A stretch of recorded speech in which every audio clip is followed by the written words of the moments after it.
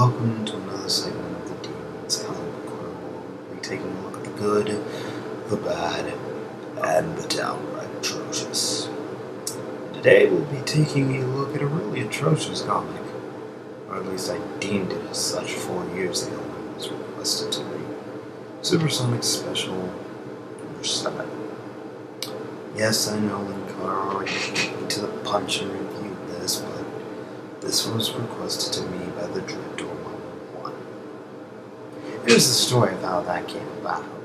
Dormammu 1 had showed me a web page featuring several crossover comic book covers, because we figured an acquaintance of ours would lose his mind over them since he hates actual fanfiction crossovers.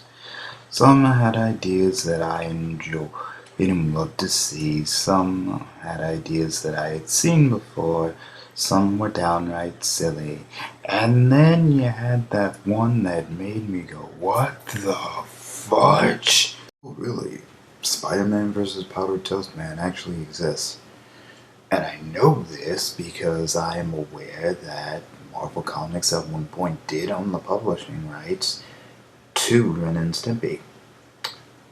And I also know that because I have 2 issues of the comic book series.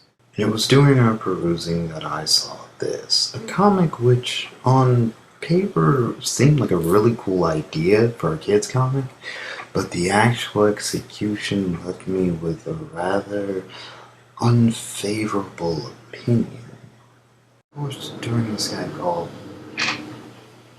I said the following, and I quote, "This is worse than Sanshu." Is it? Well, let's take a look. Before we continue, let's take a look at Ken Penders for a minute. He's responsible for creating 2 characters on Gatelian Nine's list, such as Julie Sue the Echidna and Fiona the Fox. So, for those of you who are unaware, Ken Penders is either to thank or to blame for the existence of those characters.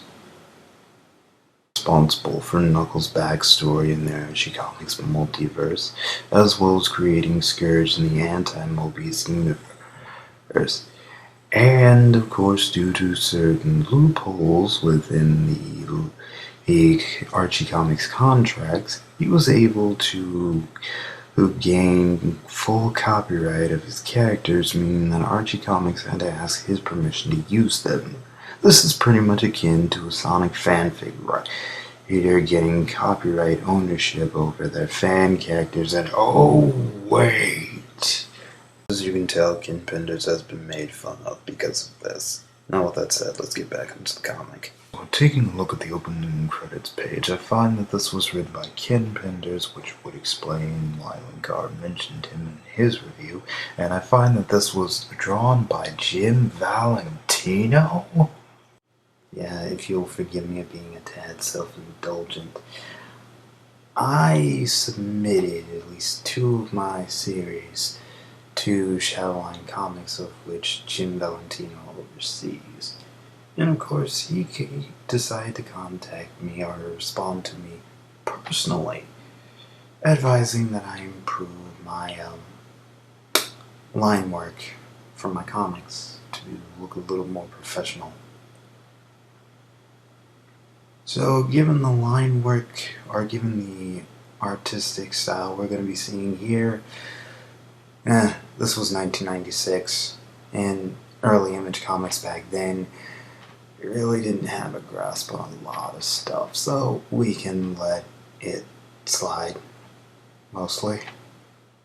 Our story begins proper with a girl named Particle being investigated by a pair of FBI agents, as she explains that she tried to prove the existence of alternate realities before she ended up in Sonic the Hedgehog's dimension, where they refer to her as an overlander, and Antoine comments that she's one part ooh-la-la and one part treacherous. Oh, Antoine, buddy, back up. Let's keep the interspecies relations out of this. By the way, for those of you who don't know, humans and in the world of Mobius are called Overlanders. Why? Well, to this day I don't even know. I guess it's because they live above ground?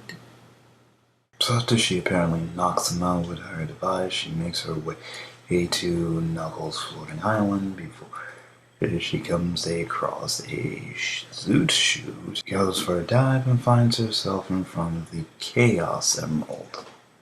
For some reason, there is an anthropomorphic elephant in there.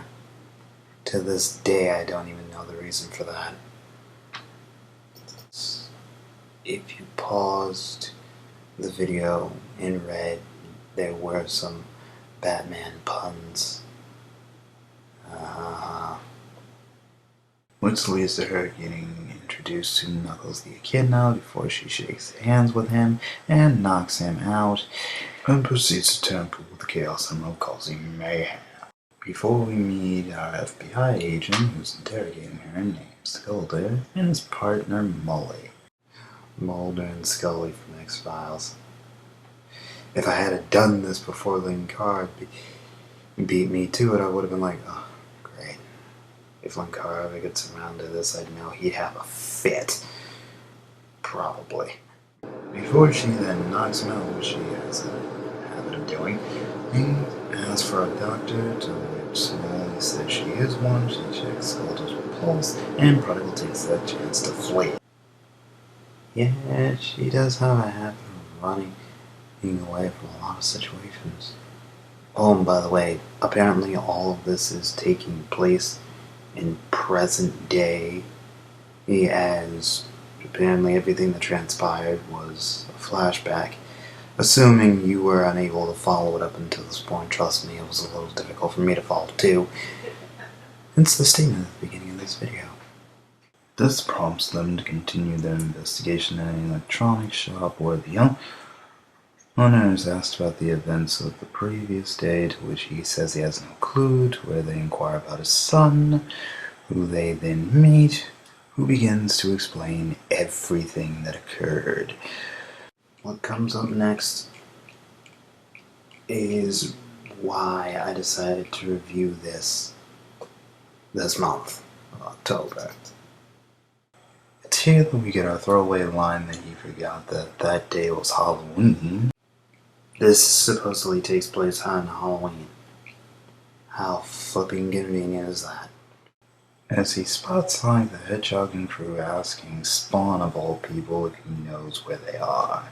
Yes, Spawn's in this comic. It will be saved. Before Spawn responds with a no and leaves.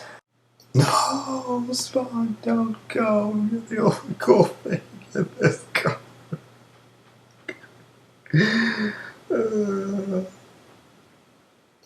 So after the kid introduces himself, assuming that they're kids in costume, Sonic and friends inform him that they are indeed the real deal before Knuckles explains how he lost his home and visited Sonic and his crew for some assistance before they travel to Earth in a four-wheel vehicle, as the kid then volunteers to help them out in a horde.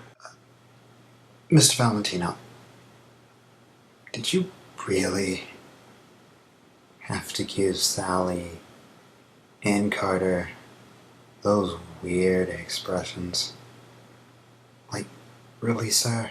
Is there any chance you could have shied away from the expression that Sally and Carter were giving each other with these unhealthy implications? Although, granted, this was 1986. No one predicted the internet to become what it is today. Why didn't we listen to Freakazoid? Why? So, possible lewd internet jokes aside, Carter volunteers to help them, unveiling himself to be Shadowhawk. How true that is to the comics, I don't know. Before they ride off in pursuit of Particle and end up at a mall where we meet Savage Dragon. Yes! Another awesome character is in this comic. It is yet to be saved. Yeah, sorry, I remember growing up watching Savage Dragon and enjoying it. Or at least the cartoon adaptation that came on USA. Savage Dragon, of course, mistakes them for criminals. This leads him and Shadowhawk to get in a bit of an argument, and before they meet up with Union, who then traverses with them to another dimension where we finally meet our antagonist. 31 pages in. We meet our antagonist 31 pages in.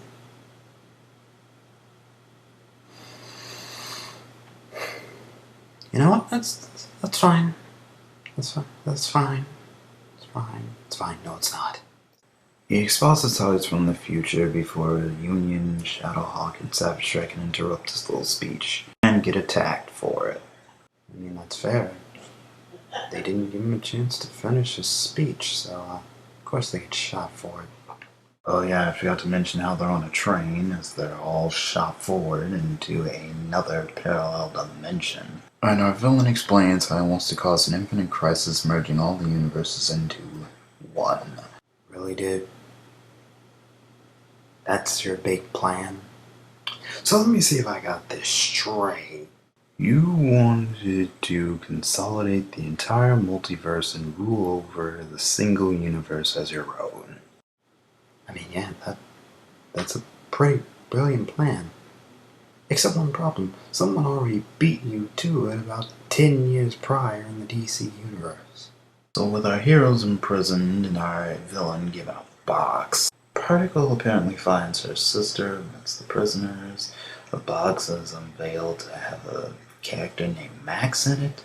As he and Union attack the villains, Particle is apparently free the other heroes along with another hero named Velocity. She and Sonic try to engage our antagonist, who then transports everyone to another dimension.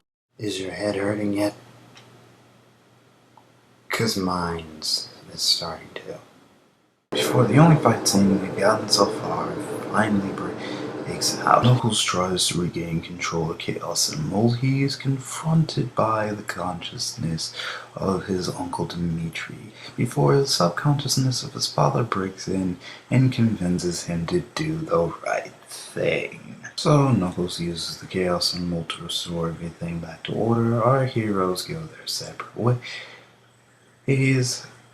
Carter finishes his tale to Skelter Molly, and our comic ends with Molly cataloging this report to her superiors. So, to answer the question, is this worse than Sonichu? Yes and no. The plot does seem to have a straightforward narrative starting out, but it gets a little convoluted near the end. Whereas Sonichu, on the other hand, as bad and fake crazy as it gets, at least maintains a coherent narrative. I just implied that a professionally published comic is worse than Chris Chan's garbage.